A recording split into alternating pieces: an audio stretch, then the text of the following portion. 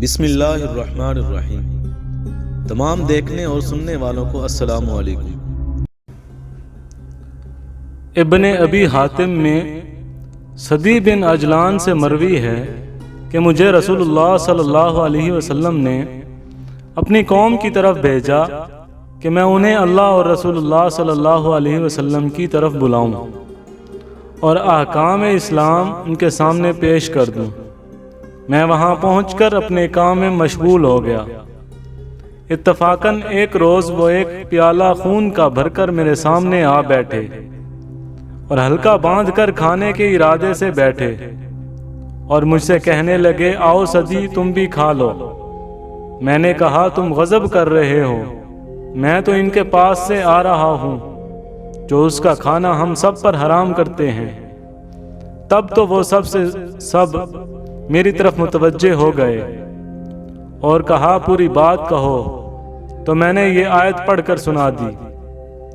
ترجمہ: تم پر مردار حرام کیا گیا ہے اور خون اور خنزیر کا گوشت اور جو اللہ کے سوا دوسرے کے نام پر مشہور کیا گیا ہو۔ صدی بیان فرماتے ہیں، میں وہاں بہت دنوں تک رہا اور انہیں پیغام اسلام پہنچاتا رہا، لیکن وہ اسلام نہ لائے۔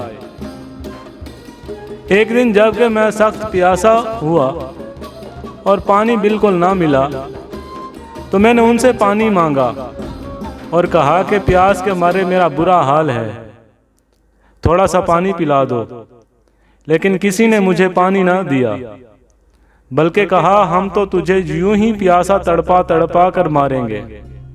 میں غمناک ہو کر دھوپ میں تپتے ہوئے انگاروں جیسے سنگریزوں پر اپنا کمبل منہ پر ڈال کر سخت گرمی کی حالت میں گر پڑا۔ اتفاقاً میری آنکھ لگ گئی تو خواب میں دیکھتا ہوں کہ ایک شخص بہترین جام لیے ہوئے اور اس میں بہترین خوشبو ذائقہ مزیدار پینے کی چیز لیے ہوئے میرے پاس آیا اور جام میرے ہاتھ میں دے دیا۔ میں نے خوب پیٹ بھر کر اس میں سے پیا۔ وہیں آنکھ کھل گئی تو اللہ کی قسم مجھے مطلق پیاس نہ تھی، بلکہ اس کے بعد سے لے کر آج مجھے کبھی پیاس کی تکلیف نہیں ہوئی، بلکہ یوں کہنا چاہیے کہ پیاس ہی نہیں لگی۔ یہ لوگ میرے جاگنے کے بعد آپس میں کہنے لگے، آخر یہ تمہاری قوم کا سردار ہے، تمہارا مہمان بن کر آیا ہے، اتنی بے رخی ٹھیک نہیں کہ ایک گھونٹ پانی بھی ہم اسے نہ دیں۔ چنانچہ اب یہ لوگ میرے پاس کچھ لے کر آئے۔